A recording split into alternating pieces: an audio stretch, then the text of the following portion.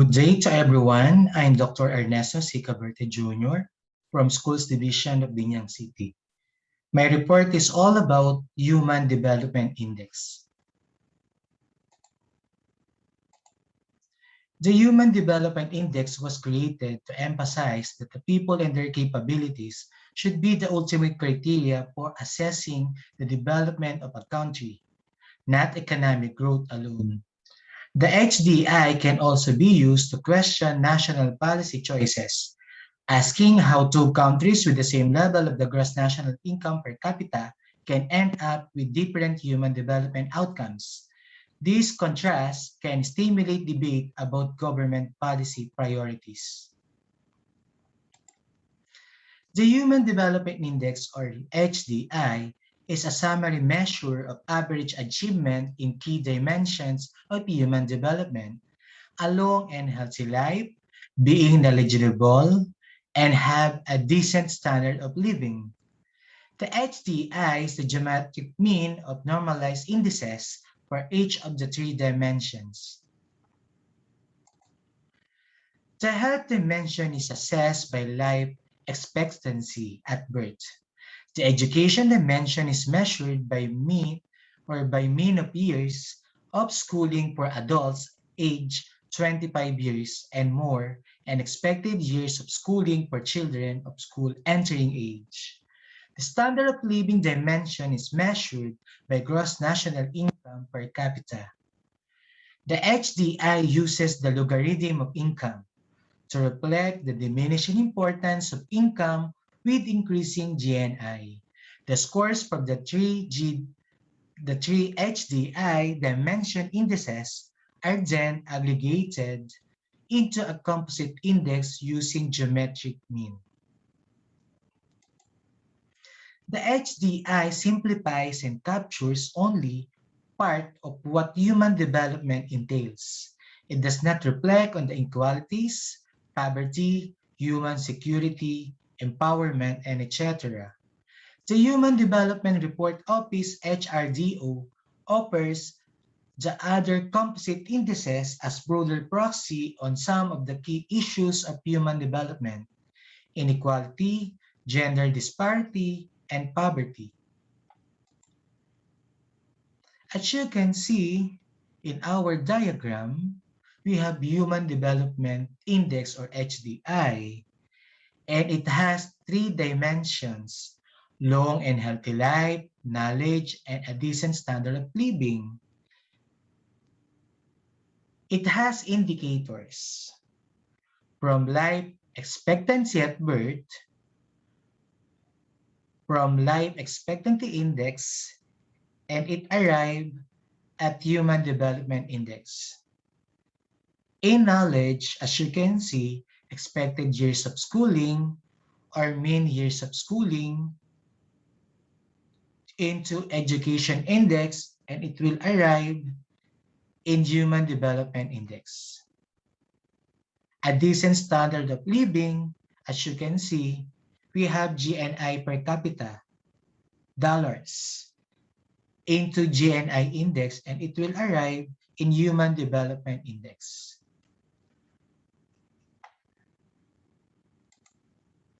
The Human Development Index, HDI, is an index that measures key dimensions of human development. The three key dimensions are the following. 1. A long and healthy life measured by life expectancy. 2. Access to education measured by expected years of schooling of children at school entry age and mean years of schooling of the adult population. 3. And a decent standard of living measured by gross national income per capita adjusted for the price level of the country. This entry provides a basic overview of the Human Development Index over the last decades, using the standard HDI methodology of United Nations Development Program, UNDP. The Human Development Index, HDI, is a summary measure of key dimensions of human development: a long and healthy life, a good education, and having a decent standard of living. The components of Human Development Index are the following. First is health, second is education, and third, standard of living. On all aspects, our word in data offers research and data in dedicated entries. Life expectancy is the key metric for assessing population health. Rather than the narrow metric of the infant and child mortality, which focus solely at mortality at a young age. Life expectancy captures the mortality along the entire life course. It tells us the average age of death in a population. Estimates suggest that in a pre-modern world, poor world, life expectancy was around 30 years in all regions of the world. Life expectancy. Life expectancy is a measure of premature death, and it shows large differences in health across the world. The population of many of the richest countries in the world have life expectancies of over 80 years. In 2019, the life expectancy in Spain, Switzerland, Italy, and Australia was over 83 years. In Japan, it was the highest with the close to 85 years. In the countries with the worst health life expectancy is between 50 and 60 years. The population of the Central African Republic has the lowest life expectancy in 2019 with 53 years. Literacy. Literacy is a key skill in a key measure of population's education. In this entry, we discuss historical trends, as well as recent developments in literacy. From a historical perspective, literacy levels for the world population have risen drastically in the last couple of centuries, while only 12% of the people in the world could read and write in 1820. Today, the share has reversed. Only 14% of the world population in 2016 remain illiterate. Over the last 65 years, the global literacy rate increased by 4% every 5 years, from 42% in 1960 to 86% in 2015. Economic growth. Economic growth describes an increase in the quantity and quality of economic goods and services that a society produces and consumes. While the definition of economic growth is straightforward, it is extremely difficult to measure it. Growth is often measured as an increase in the household income or inflation, adjusted GDP, but it is important to keep in mind that this is not the definition of it. Just like life expectancy is a measure of population health, but certainly not the definition of population health. Income measures are merely one way to understand economic inequality between countries and the gauging prosperity over time. The gross domestic product or GDP of an economy is a measure of total production. First is health, life expectancy. The first component of the HDI alone and healthy life is measured by life expectancy. Long-run estimates of life expectancy across the world are shown in the visualization. For countries where historical records are available, such as UK, estimates can extend as far back as 1543.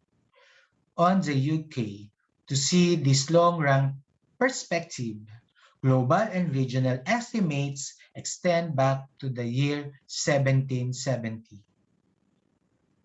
This data set is based on a combination of data from the CLIO INFRA project, the UN Population Division, and global and estimates for World Regions from James Riley in 2005.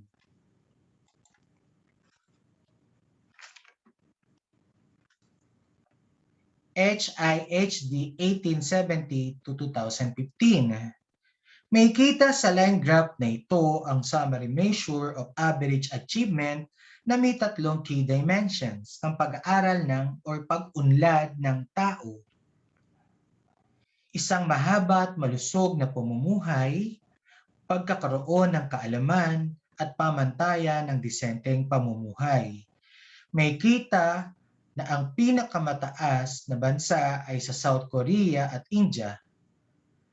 Samantalang ang pinakamababa naman dito ang may kita sa Pilipinas ay meron lamang tayong 70.6 na years o taon para mabuhay. Samantala kung may kita natin na noong 1938 ay meron lamang tayong lifespan na 40 years.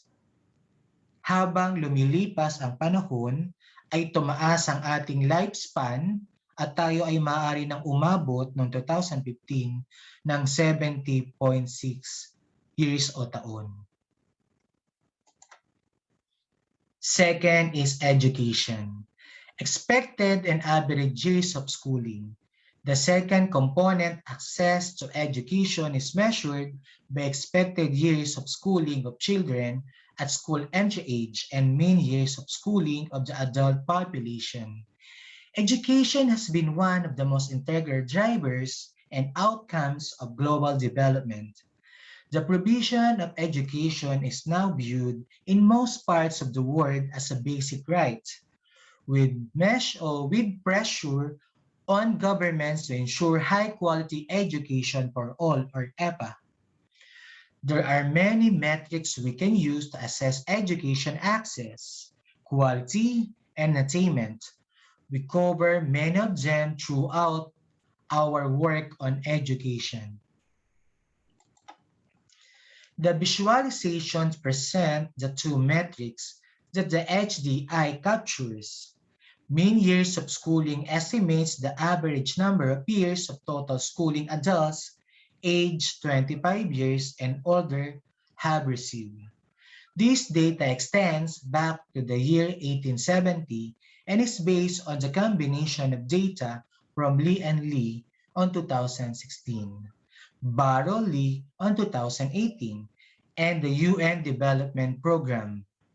Expected years of schooling measures the number of years of schooling that a child of school entrance age can expect to receive if the current age-specific enrollment rates persist throughout the child's life by country.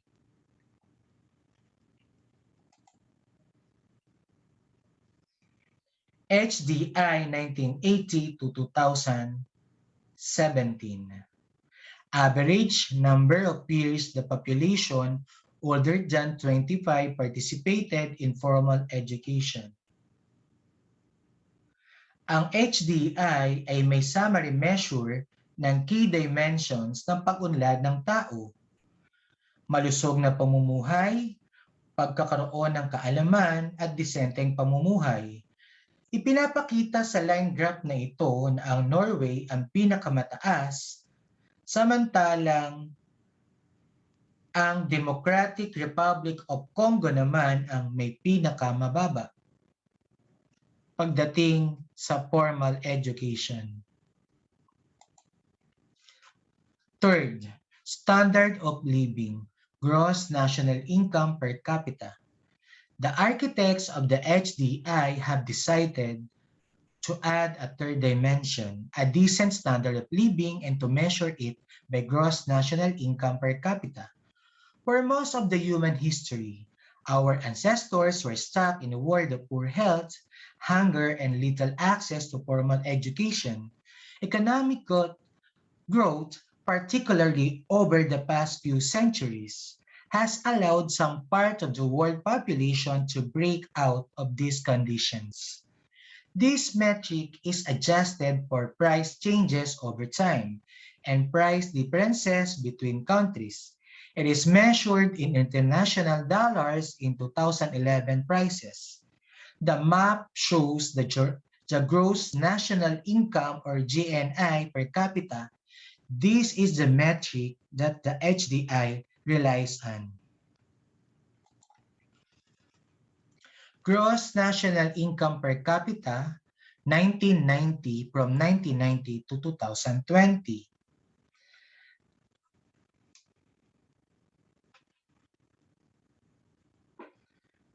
Makikita sa line graph na ito na ang North America ang may pinakamataas na GNI na $62,000 and 268.01, habang ang Sub-Saharan Africa naman ang may pinakamababang GNI na mayroong $3,691.12 noong 2019.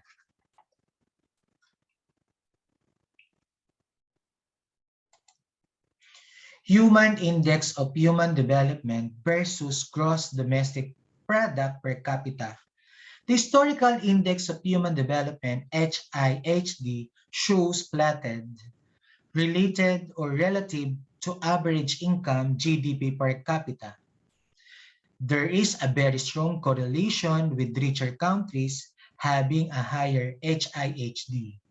This is partly the case because average income is itself one of the three dimensions measured by HDI, and partly because of the other two dimensions, good education and good health, are correlated with GDP per capita.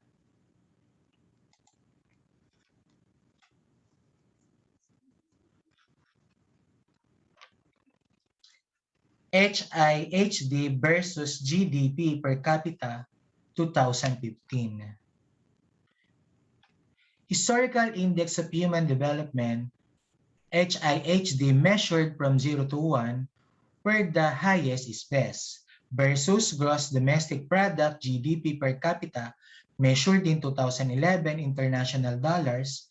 HIHD is a composite measure of development derived from the variables average life expectancy, literacy rates, educational enrollment, and GDP per capita.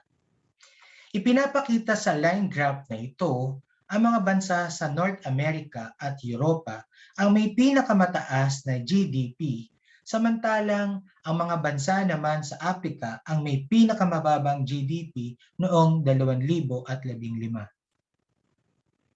Ito ay nagsimula noong 1870 hanggang 2015 na survey or datos. Human Index of Human Development with and without gross domestic product. Because average income is itself one of the three dimensions measured by the HDI, it makes sense to study the correlation without income as part of the composite index. The chart here shows the comparison of the HIHD with and without the inclusion of the GDP per capita metric. Countries which lie below or closer to the gray line, which indicates equal parity between these measures, have achieved improvements in these measures of development, health, and education, with lower levels of GDP per capita relative to countries further from the line.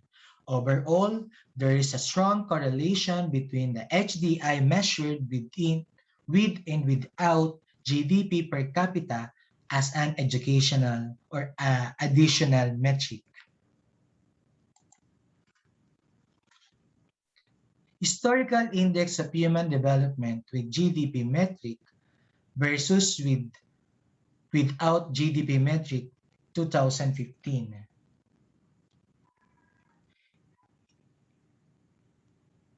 May kita natin sa line graph na ito na kung saan ipinapakita sa line graph na ito na ang mga bansa o ang bansa sa Europa tulad ng Iceland ang may pinakamataas na 0.9 na HIHD without GDP metric, samantalang ang Nigeria naman na may kita sa Africa ang may pinakamababang HIHD without GDP metric na wala pa or hindi pa umabot sa 0.2. Ito ay mula pa rin noong 1870 hanggang sa 2015 na survey o na mga datos. How is the Human Development Index calculated? The Human Development Index HDI provides a single index measure to capture three key dimensions of human development: a long and healthy life, access to knowledge, and a decent standard of living. The HDI utilizes four key metrics. First, life expectancy at birth to assess a long and healthy life. Second, expected years of schooling to assess access to knowledge of the young generation. Third, average years of schooling to assess access to knowledge of the older generation. And last, fourth, gross national income or GNI per capita to assess the standard of living. There are two steps to calculating the HDI. First, forming indices for each of the four metrics. Values of each of the four metrics are first normalized to an index value of 0 to 1. To do this, goalposts of the maximum and minimum limits of each metrics are set by the UNDP as shown in the table, with the actual value for a given country and the global maximum and minimum. The dimension indices value for each metric is calculated as dimension index equals actual value minus minimum value divided by maximum value minus minimum value. The dimension index is therefore 1 in a country that achieves the maximum value, and it is 0 for a country that is at the minimum value. Second, aggregating the four metrics to produce the HDI. Once each of the individual indices have been calculated, they are aggregated to calculate the HDI. The HDI is calculated as the geometric mean equally weighted of life expectancy, education, and GNI per capita as follows. Makikita nyo naman na meron tayo ditong formula. Ang HDI or Human Dimension Index equals, including parentheses, I health times I education times I income divided by 1/3. The education dimension is the arithmetic mean of the two education indices, mean years of schooling and expected years of schooling. Makikita naman natin sa talahan na yan or table na ito na meron tayong tatlong dimension. Meron tayong health, meron tayong education at standard of living. At dito naman ay makikita ang mga indicators. Sa health, meron tayong life expectancy years, minimum ng 20, maximum ng 85.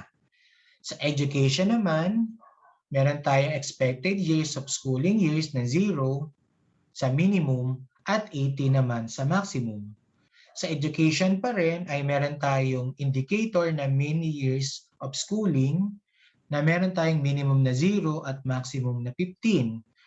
Sa standard of living naman, meron tayong indicator na gross national income per capita ng 2011 na meron tayong dollars, meron tayong minimum na 100 at maximum naman na 75,000.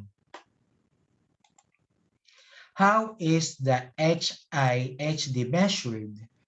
The Historical Index of Human Development, HIHD, was created by Leandro Prados de la Escusura and provides a measure of human development from 1870 onwards. The HIHD is based on a very similar premise to that of the HDI. It provides an index measured across the same three dimensions: a long and healthy life, access to knowledge, and a decent standard of living. The four indices used in calculation of the HI-HD differ slightly from that of the HDI. They are the following. First, life expectancy at birth to assess a long and healthy life. Second, adult literacy, percentage of the population aged over 15 years who can read and write. Third, educational enrollment rates, percentage of population in the relevant age cohort enrolled in primary, secondary, and tertiary education. And last, fourth, gross domestic product or GDP per capita to assess standard of living. To convert these metrics into indices between 0 and 1, the HI-HD uses a different methodology from that of the HDI, whereas the HDI scales this linearly using the actual values and maximum and minimum bounds. The HI-HD scales this non-linearly. The authors note as social variables, longevity and education have upper and lower bounds, unlike GDP per head that has not known upper bound.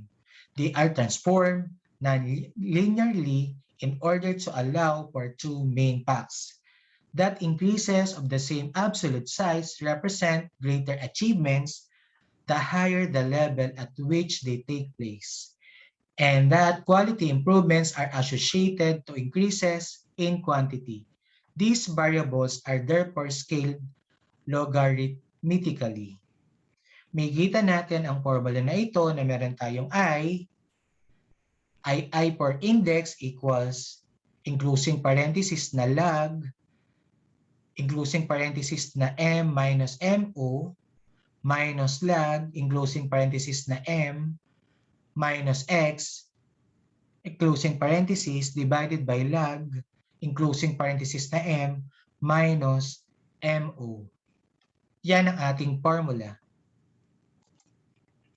Where I is the dimension index, x is an indicator of a country's standard of living, m and mo are the maximum and minimum values, respectively, or goalposts that facilitate comparisons over time, and log stands for the natural logarithm. The index for each dimension ranges between 0 and 1.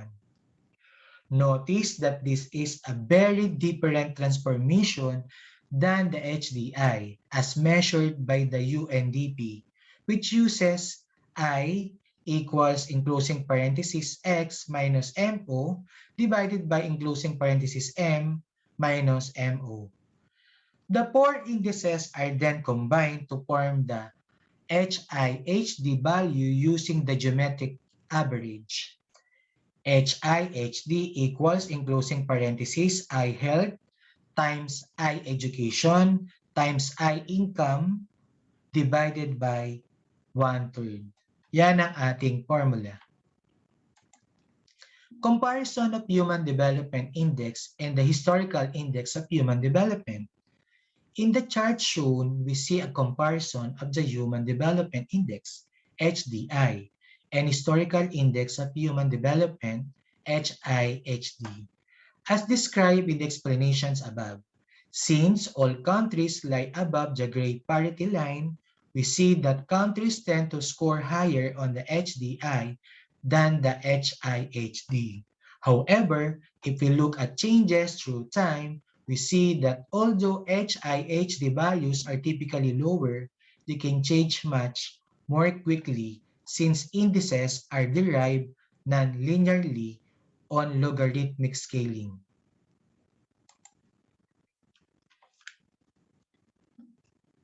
The HDI is an index capturing life expectancy. Makita natin dito sa line graph na ito na binubuo ng mga tuldok or dots, ipinapakita sa line graph na ito na ang mga bansa pa rin sa Europa At sa North America, ang may pinakamataas na international dollars, habang ang mga bansa naman sa Africa ang may pinakamababa. Ito ay mga datos mula noong taong 1980 hanggang 2015. Ipinapakita rin dito sa line graph na ito na ang bansang Iceland ang nakaabot sa 0.9 na HIHD at ang bansang Nigeria naman ang may pinakamababang HIHD na hindi pa umabot o wala pa sa 0.2. Maraming salamat sa inyong pakikinig. Thank you for listening. God bless.